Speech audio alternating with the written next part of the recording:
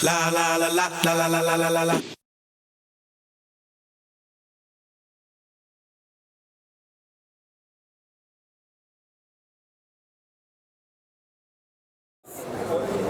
C'est instinctif. C'est vrai que je suis d'une génération où on disait le producteur, mais je sais qu'il faut dire la productrice, bien sûr.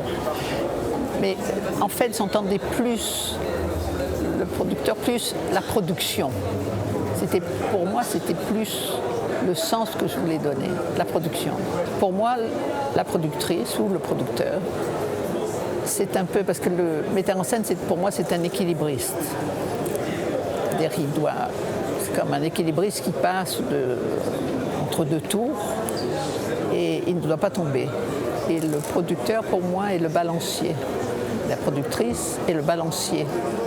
C'est-à-dire que ça aide l'équilibriste, le metteur en scène, à ne pas tomber.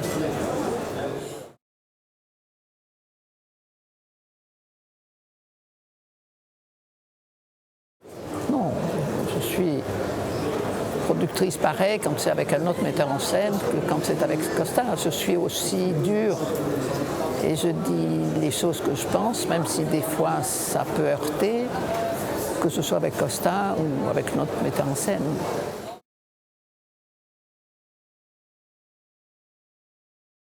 Ça dépend, j'ai eu tous les cas, si vous voulez. Évidemment, dans le cas de Costa, je suis là depuis le début, depuis la conception. Mais avec d'autres metteurs en scène aussi, je suis là depuis la conception, où je prends au début. Mais au début, entre le début de ce qu'on m'apporte jusqu'au script de tournage, il y a quand même beaucoup de modifications. Je ne saurais pas écrire un scénario avec une feuille blanche, mais je suis un très bon crayon rouge. Il dit, voilà, là, je pense qu'il faudrait changer, je pense qu'il faudrait modifier, et puis c'est des discussions. Toujours pour le bien de ce que veut le metteur en scène. L'aider à arriver au but qui s'est fixé.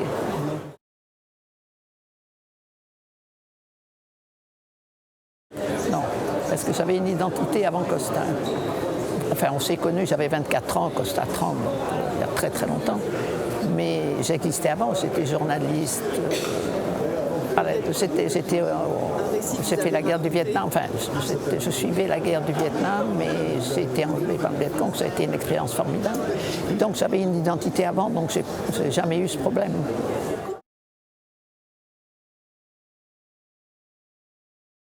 C'est parti du désir de Costa de faire un film sur la Grèce, si vous voulez. Quand j'ai rencontré Costa, on ne voyait pas de Grecs. Il voulait s'intégrer. Puis il n'y a pas une grosse communauté grecque en France, très peu de Grecs. Et c'est le coup d'État des colonels. J'ai eu l'impression que c'était contre lui que toute sa grécité remontait.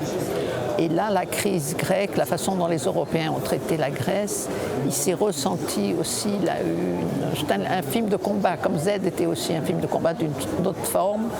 Je pense qu'Adulte est un film de combat. Est-ce que dans l'écriture de ce... Parce que ça le concerne en tant que grec, mais aussi en tant que Français, en tant qu'Européen. Parce que ce n'est pas seulement un film sur la Grèce, la crise, c'est un film sur l'Europe, la bureaucratie européenne. Aujourd'hui, on voit un thriller sur l'écran, mais à l'écriture, c'était un scénario bavard, avec des dialogues économiques, pas de femmes, très peu. C'était pas l'histoire de Varoufakis, c'était pas un biopic, c'était le contraire d'un biopic. C'était simplement une démonstration pour montrer comment s'est comporté l'Eurogroupe, comment s'est comporté l'Europe, en particulier les Allemands, par rapport à la Grèce. Et on a le même problème aujourd'hui par rapport, vous savez, dans le film, à un moment, on dit pigs, c'est-à-dire pigs, ce sont le Portugal, l'Italie, la Grèce et l'Espagne, Spain, c'est-à-dire ce que l'Europe du Nord considère l'Europe du Sud.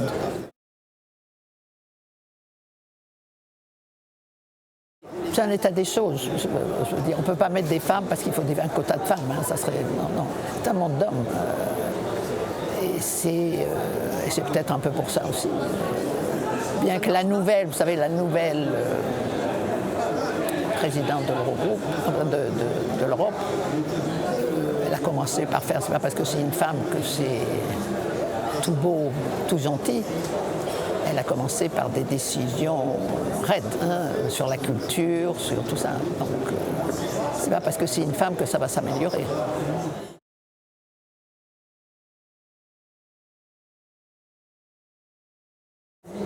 D'une certaine façon, c'est moi qui ai découvert Mehdi Charef, puisque j'avais acheté les droits de son livre, mais pas pour lui, puisque...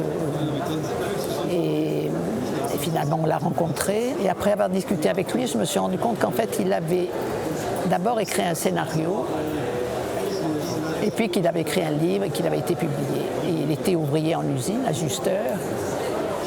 Et finalement, un jour, je lui dis, écoute, moi je pense que c'est toi qui dois faire le film. Et c'était ce dont il rêvait, mais vous savez, pour écrire un livre, il faut une plume. Pour faire un film, c'est autre chose. Et finalement, nous sommes arrivés à le faire, et c'est un vrai cinéaste.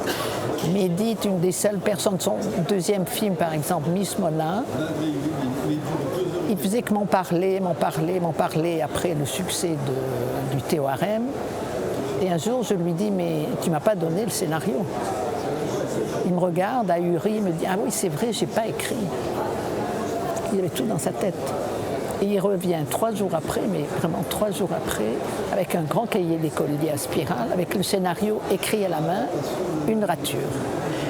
Parce que pour Mehdi, quand il se met à écrire, c'est qu'il a déjà tout son film dans la tête. C'est comme s'il mettait une cassette, à l'époque c'était VHS, et qu'il regardait son film et l'écrivait.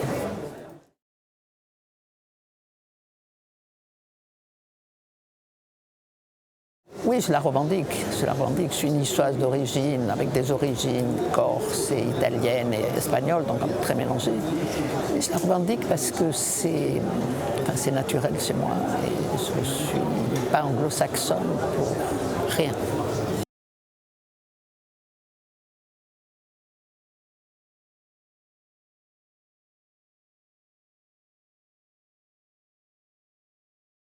Écoutez, je ne sais pas comment dans la vie privée était Cassavetes et Gina, mais oui, il y a des hauts et des bas, il y a des chaussures qui volent. Vous savez, Marlon Brando, il y a des années, est venu un jour à la maison. On habitait à l'époque 4 étages sans ascenseur, est arrivé un peu en soufflant.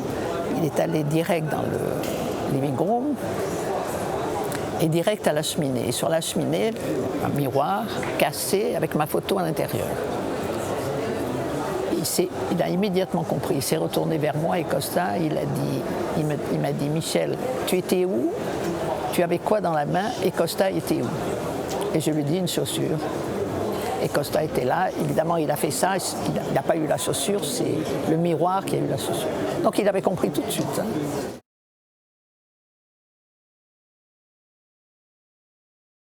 Oui, l'année dernière, on a fêté nos 50 ans de mariage et nous avons une maison en Grèce, sur une île, depuis 40 ans. Et chaque année, on y va épuisé et on se dit, bon, il faut quand même qu'on aille voir d'autres îles, d'autres endroits, là où est né Costa. Et on est tellement épuisé que 4 semaines après, on rentre sur Paris. Mais l'année dernière, c'était nos 80 ans de mariage, donc j'avais décidé qu'à telle date, début août, je ne sais plus, le 7 août ou le 8 août, il y avait 2 minibus devant l'aéroport et que tous nos enfants, nos petits-enfants devaient s'y trouver, qu'on les attendait.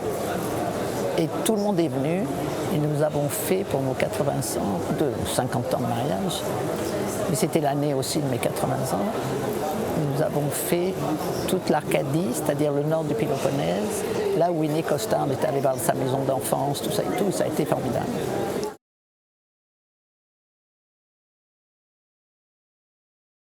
Ah, mais parce que c'est la Méditerranée. Hier, quand je voyais les extraits de films, je me disais, mais pourquoi on ne peut pas rester voir tous ces films? Et je me suis même dit, bon, l'année prochaine, je ne pense pas qu'on aura encore de films en production. Je ne sais pas, parce que j'ai un autre projet aussi, de faire le remake de Couperet avec Park Chan-wook, le metteur en scène coréen.